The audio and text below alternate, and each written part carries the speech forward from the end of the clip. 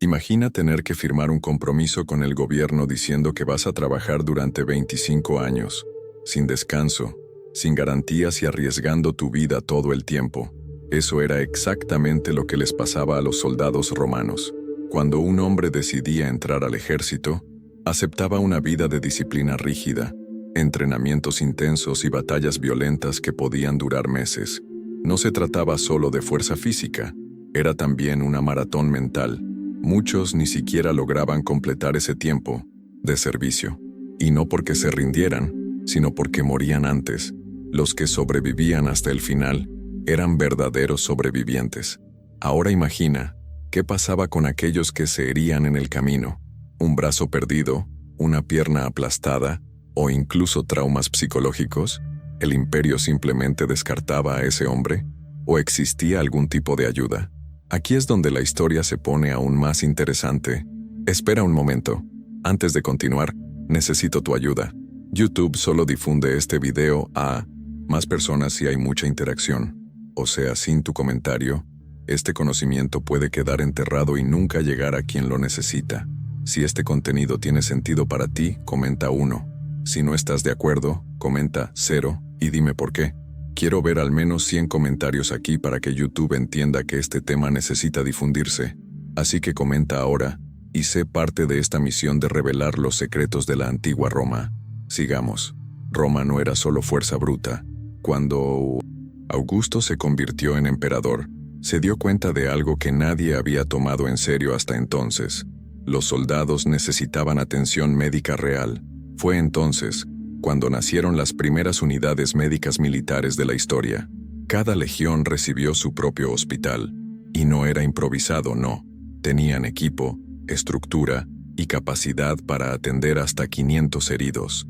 Esto mostraba que Roma empezaba a entender que un ejército fuerte no es solo el que lucha bien, sino el que puede levantarse después de caer. Imagina la escena. El campo de batalla cubierto de polvo, gritos, sangre. En medio de ese caos, algunos soldados tenían una misión muy diferente a la de los demás. No estaban allí para luchar, sino para salvar vidas. Estos hombres llevaban bolsas con vendajes y corrían en medio de la guerra para buscar a los caídos. El objetivo era simple: detener la hemorragia y sacar al compañero de allí antes de que fuera demasiado tarde. Llevaban a los heridos a zonas seguras, donde los médicos podían actuar con más calma. Estos rescates eran rápidos, casi como un SAMU romano, y marcaban una gran diferencia. Cuanto más rápido el tratamiento, mayores eran las probabilidades de que un soldado sobreviviera. Y más que eso, mostraba que, incluso en una cultura tan ligada a la guerra, Roma ya entendía que el valor de un hombre no terminaba cuando era herido. Era un intento de cuidar a quienes lo daban todo por esa bandera, incluso su propio cuerpo. Ahora piensa conmigo, ¿por qué Roma invertiría tanto en salvar soldados heridos en lugar de simplemente reemplazarlos? Simple. Un soldado experimentado valía mucho más que cualquier novato, y la atención rápida aumentaba muchísimo las posibilidades de supervivencia. Estudios muestran que más del 70% de los heridos lograban sobrevivir gracias a esta estructura médica bien organizada. Esto no era solo caridad, era estrategia. Al salvar a sus hombres, Roma ahorraba recursos, mantenía fuerte a su ejército y evitaba tener que pagar beneficios a una gran cantidad de soldados inválidos. Durante un viaje, escuché de un historiador algo que nunca olvidé. Las armas más peligrosas de Roma nadie podía ver. Eso me llevó a investigar, y lo que encontré fue un arsenal oculto. Estrategias de control, manipulación y dominación silenciosa. Muchas de ellas aún se usan hoy. Por eso escribí el libro digital, El arsenal secreto que derribó y conquistó imperios enemigos.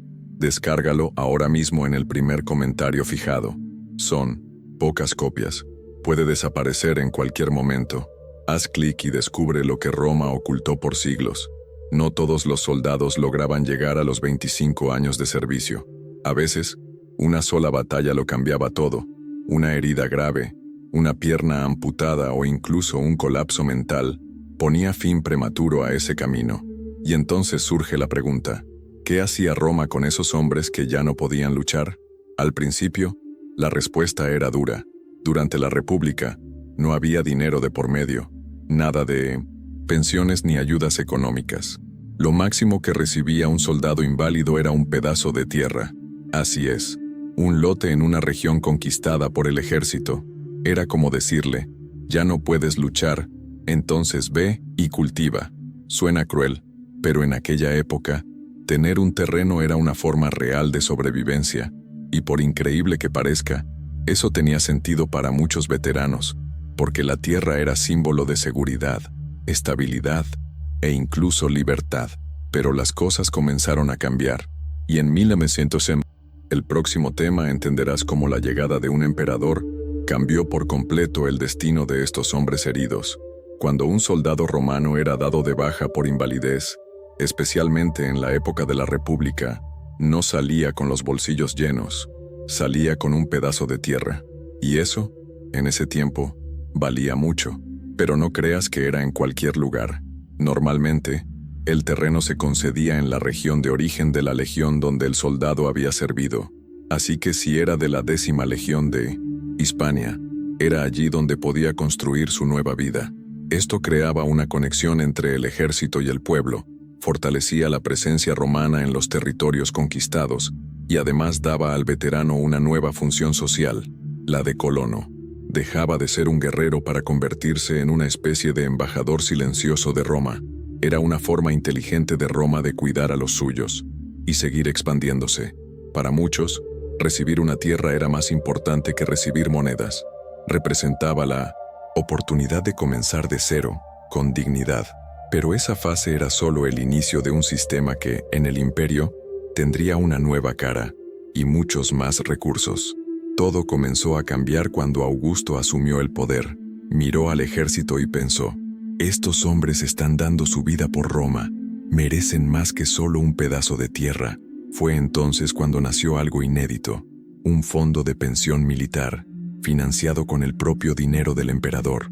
Sí, el hombre puso de su bolsillo 170 millones de sestercios para asegurar que los veteranos tuvieran una jubilación en dinero real.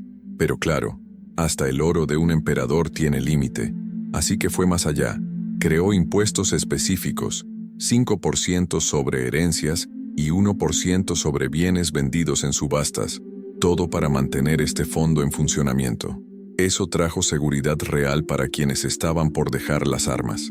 El valor era administrado seriamente por 3 prefectos militares, y el mensaje era claro: servir a Roma hasta el final valía la pena. Por primera vez, el imperio trataba a sus veteranos con un sentido de justicia que iba más allá de la guerra. Era el comienzo de un reconocimiento formal, financiero y simbólico por años de sangre derramada. Al completar los temidos 25 años de servicio, el soldado romano recibía algo que valía mucho más que monedas.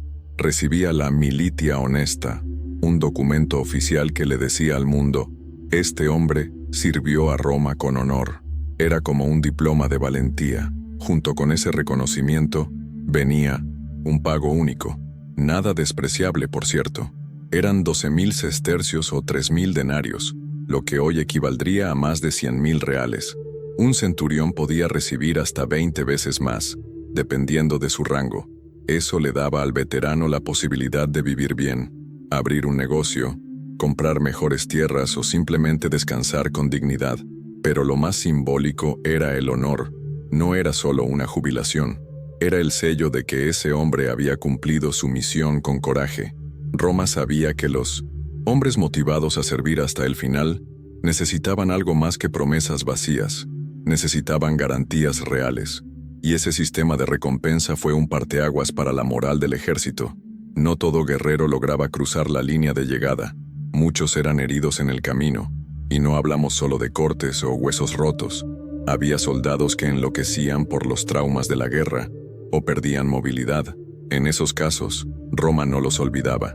Recibían la missio causaria, un tipo de baja por invalidez, que venía acompañada de un pago proporcional al tiempo de servicio. Por ejemplo, si alguien había servido 12 de los 25 años, recibía la mitad del valor de un retirado completo. Pero para eso, era necesario pasar por un comité médico del propio ejército, con 3 evaluadores. El asunto era serio. Y lo más interesante, Roma ya reconocía también los problemas mentales como motivo legítimo de baja. Los veteranos inválidos aún podían recibir tierras, en menor cantidad. Tenían el derecho de hacer un testamento militar válido por un año, e incluso dejar sus bienes a un hijo o a un esclavo. Eso se llamaba peculium castrense. No era lujo, pero era una forma de decir, sigues siendo parte de Roma. Aunque estuviera herido, un romano no era descartado. Muchos soldados que quedaban inválidos, pero aún tenían lucidez y alguna capacidad física, eran reubicados en funciones administrativas. Algunos se convertían en bibliotecarios, otros ayudaban a organizar documentos militares, y los más experimentados podían incluso ser convocados al grupo de los evocati, veteranos que regresaban voluntariamente al servicio. Claro, todo dependía del nivel de educación, que era raro, pero posible. Además, existían también fondos privados de jubilación, administrados por corredores o corporaciones, principalmente para oficiales de alto rango. Todo esto demuestra que Roma, a pesar de su fama brutal, tenía un sistema social mucho más avanzado de lo que imaginamos. El Estado no dejaba a sus guerreros en la miseria. Era una forma de garantizar que quien había servido con sangre fuera recordado con respeto. Si llegaste hasta aquí, es porque este tema realmente te atrapó. Así que haz lo siguiente. Deja tu me gusta ahora mismo. Eso ayuda mucho a que este canal siga trayendo historias que casi nadie cuenta. Y mira, hay otro video aquí en pantalla que profundiza aún más en un lado oculto de la antigua Roma. Haz clic y continúa este viaje. Te vas a sorprender.